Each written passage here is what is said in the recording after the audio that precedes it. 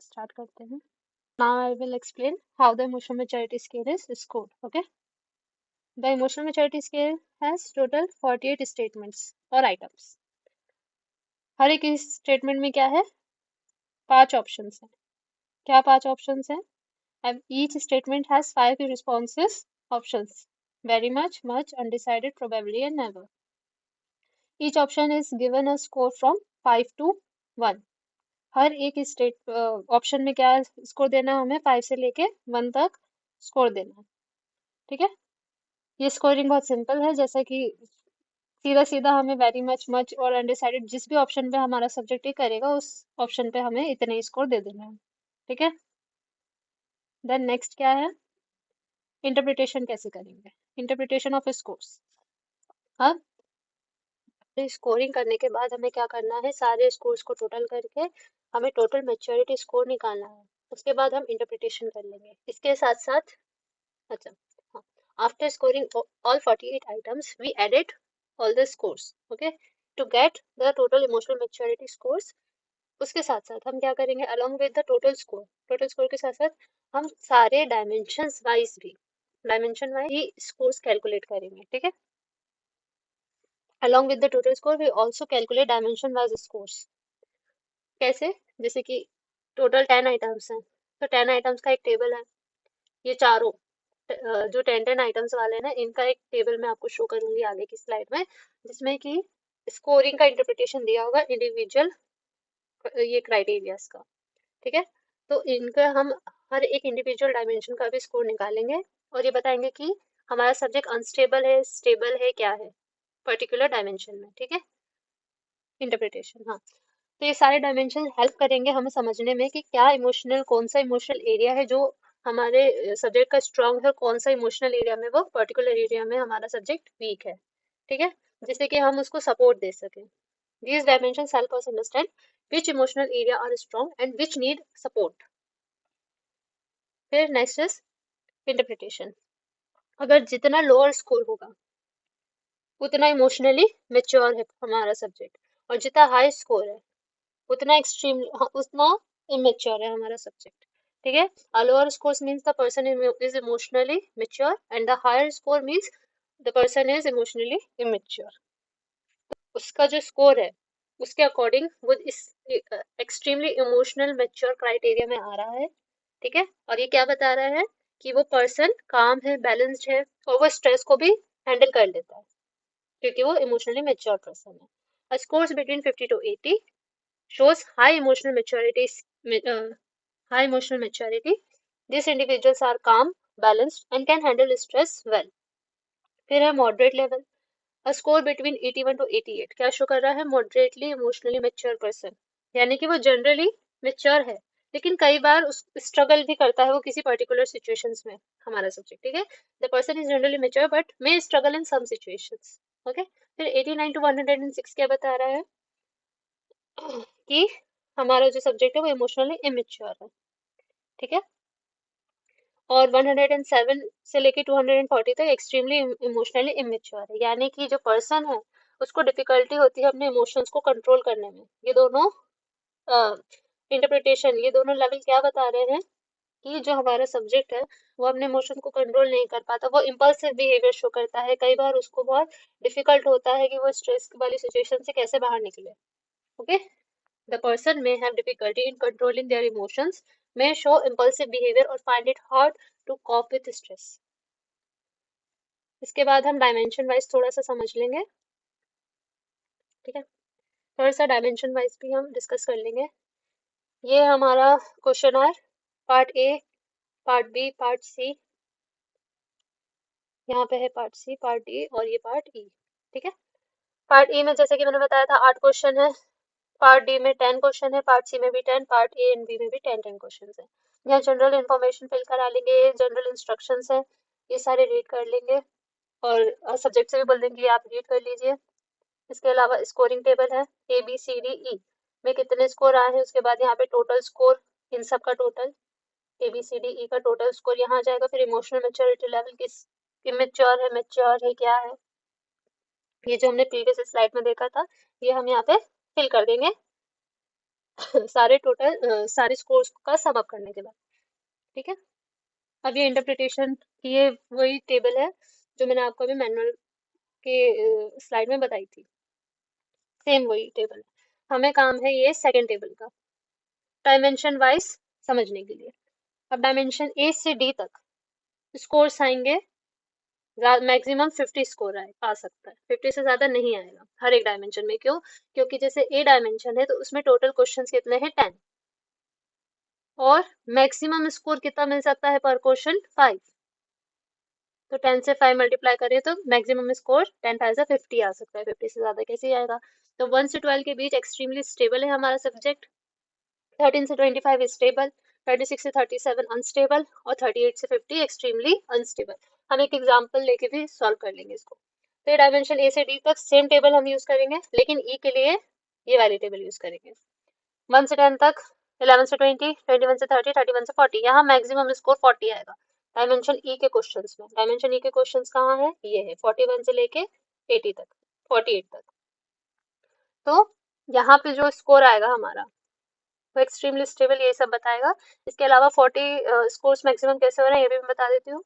8 question है total और maximum score हमें मिल सकता है 5 पर क्वेश्चन। तो 5 8 40। इसके बाद आप अपनी प्रैक्टिकल फाइल में स्कोरिंग टेबल और ये रिजल्ट टेबल बना सकते हैं।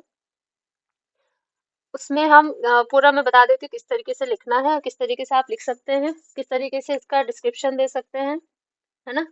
तो एग्जाम्पल ले लेते हैं। मान लेते हैं इमोशनल स्टेबिलिटी में हमारे सब्जेक्ट की स्कोर आया 34। ठीक है, इमोशनल रिग्रेशन में आया है 29, सोशल एडजस्टमेंट में 18, फिर यहाँ पर्सनैलिटी इंटीग्रेशन में 22। मैं बहुत कोशिश कर रही हूँ कि अच्छी राइटिंग आए, पर लैपटॉप से इतना अच्छा नहीं लिखा पाता है, तो प्लीज़ समझने की कोशिश करना, मैं बोल भी रही हूँ। हाँ, तो यहाँ 29, यहाँ 22, और यहाँ मान लेते हैं 27 है। ठीक है, तो ये हमारे सब्जेक्ट को ये स्कोर्स मिले हैं डायमेंशन वाइज। अब इसका इंटरप्रिटेशन कर लेते हैं। 34 एंड 29, क्योंकि ये हमारे पास, यहाँ पे मैं डायमेंशंस भी लिख देती हूँ। ए मतलब कौन से ग्रुप में, ए बी सी, ओ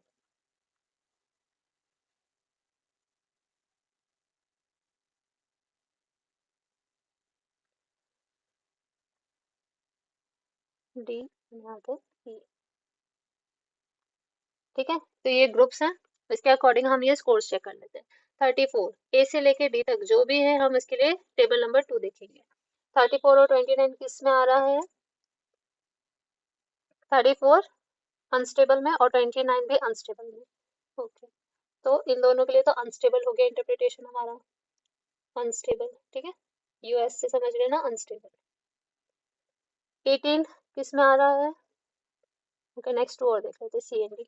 18 एंड 22 ये दोनों किस में आ रहे हैं, 18 आ रहा है हमारे स्टेबल और 22 भी आ रहा है स्टेबल में। नेक्स्ट टू हमारे स्टेबल है। इसके बाद इंडिपेंडेंस जो है 27, इसके लिए हम थर्ड वाली टेबल देखेंगे डायमेंशन ई के लिए। डायमेंशन ई इंडिपेंडेंस 27 चेक करना है, 27 आ रहा है अनस्टेबल में, तो यानी कि ये वाला भी क्या है, अनस्टेबल। ठीक है, ये हमने इंटरप्रिटेशन करके बता दिया कि हमारा सब्जेक्ट इमोशनल स्टेबिलिटी में, इमोशनल प्रोग्रेशन में और इंडिपेंडेंस में अनस्टेबल है। अब इसको हम थोड़ा बहुत डिस्क्राइब कर सकते हैं, कैसे कि जिस भी डायमेंशन में हमारा सब्जेक्ट अनस्टेबल आ रहा है उसके बारे में थोड़ा बहुत लिख देते हैं। अब मैं आपको दोनों तरीके से बता देती हूँ। अगर इमोशनल स्टेबिलिटी में अगर लो स्कोर है तो इसका मतलब है कि पर्सन जो है वो काम है और वो इजीली अपसेट नहीं होता है। ठीक है, और अगर हाई स्कोर आ रहा है, हाई स्कोर ये ना 34, ये हमारा 50 में से 34 हाई स्कोर में आ रहा है, हाई स्कोर आ रहा है तो हम जो पर्सन है उसके मूड स्विंग्स होते हैं, वो बहुत इजीली डिस्टर्ब हो जाता है ना। उसके अलावा ये बहुत इमोशंस को मैनेज नहीं कर पा रहा है। तो if the scores of emotional stability is low, then the person remains calm and does not get upset easily. But if he gets high score, okay, high score 26 to 50 के बीच अगर उसके स्कोर आ रहे हैं, if he gets high score between 26 to 50, then he has mood swings, get disturbed quickly and find it difficult to manage his or her emotion. तो वो easily disturb हो रहा है और बहुत डिफिकल्ट हो रहा है उसको अपने इमोशंस को मैनेज कर पाना। इमोशनल प्रोग्रेशन में लो स्कोर आ रहा है, ठीक है। तो क्या है इसका मतलब कि person is emotionally growing, person emotionally grow कर रहा है और उसने अपने एक्सपीरियंसेस से सीख लिया and learns from his experiences, ठीक है। इसके अलावा अगर उसके हाई स्कोर आ रहे हैं तो इसका मतलब क्या है कि पर्सन जो है वो अ, अटक गया है, किसी चीज में फंस के रह गया है, वो आगे नहीं बढ़ पा रहा है, वो इम्प्रूव नहीं कर पा रहा अपना बिहेवियर टाइम के साथ साथ। तो a high score shows emotional stagnation, stagnation यानी कि रुक गए हैं, है ना। डेवलपमेंट नहीं कर पा रहे हैं अपने इमोशंस की, सीख नहीं रहे हैं, एक्सपीरियंसेस से लर्न नहीं कर रहे हैं और difficulty in improving behaviour over time. Social adjustment में अगर लो स्कोर है तो क्या बताएंगे, लो स्कोर है यानी कि वो स्टेबल है ना। तो लो स्कोर क्या बता रहा है कि सोशली वो कंफर्टेबल है, एडजस्ट कर लेता है दूसरों के साथ। A low scores means the person is socially comfortable and adjusts well with others. अगर उसका हाई स्कोर आ रहा है तो वो क्या है, उसको एडजस्टमेंट में प्रॉब्लम होती है, कॉन्फ्लिक्ट्स होते हैं उसको, वो सोशल रिलेशनशिप्स मेंटेन नहीं कर पा रहा है ना। A person gets high score in social adjustment, then it indicates that he may be have problem adjustment problems, conflicts or difficulty maintaining social relationships. Personality integration में अगर लो स्कोर है तो क्या है कि पर्सन जो है वो वेल ऑर्गेनाइज्ड है, उसकी पर्सनालिटी इंटीग्रेटेड है और वो कंसिस्टेंट बिहेवियर शो कर रहा है। अगर उसका हाई स्कोर है तो वो मे बी कंफ्यूज है, उसमें कंट्रोल की कमी है और सेल्फ डिसिप्लिन की कमी है। इंडिपेंडेंस में अगर लो स्कोर है यानी कि वो पर्सन कॉन्फिडेंट है, वो खुद के डिसीजन खुद ले सकता है, वो अपने दम पर सारे काम कर सकता है, उसे किसी की जरूरत नहीं है। When the independence score is low, the person is confident, can make decisions, can work independently. High score आ रहा है तो ये क्या बता रहा है कि पर्सन डिपेंडेंट है, वो उसको बहुत डिपेंडेंसी है उसमें, हेजिटेशन है, कॉन्फिडेंस की कमी है, lack of confidence in making decisions. Okay, तो ये अनस्टेबल बता रहा है ना, तो ये सारे कैरेक्टरिस्टिक्स मिल रहे हैं। रिजल्ट टेबल में हम क्या लिख सकते हैं, इन सब का टोटल स्कोर, इन सब का टोटल स्कोर है 130, ठीक है। ये मैंने एग्जाम हाइपोथेटिकल नंबर्स लिए हैं, स्कोर्स लिए हैं, तो इसके बेसिस पे मैं समझा रही हूँ। अब 130 है तो 130 का इंटरप्रिटेशन करें हम मेन टेबल से, मेन इंटरप्रिटेशन टेबल से, तो 130 किस में आ रहा है, एक्सट्रीमली इमोशनली इमेच्योर पे, ठीक है। तो यहाँ हम लिख देंगे एक्सट्रीमली, मैं शॉर्ट में लिख रही हूँ, आप पूरा पूरी पूरी स्पेलिंग लिखना, एक्सट्रीमली इमोशनली इमेच्योर, ठीक है। तो अब हम क्या सजेस्ट कर सकते हैं कि इनको गाइडेंस की, काउंसलिंग की, सेल्फ मैनेजमेंट की, ट्रेनिंग की, प्रॉब्लम सॉल्विंग की जरूरत है ना। ये सब हम बता सकते हैं। सो दैट्स इट, ये सारा इंटरप्रिटेशन और स्कोरिंग मैंने आपको इस पार्ट 2 में समझा दी है। पार्ट 1 देख लेना अगर आपको जनरल थ्योरेटिकल चीजें समझनी हो तो। Okay, thank you.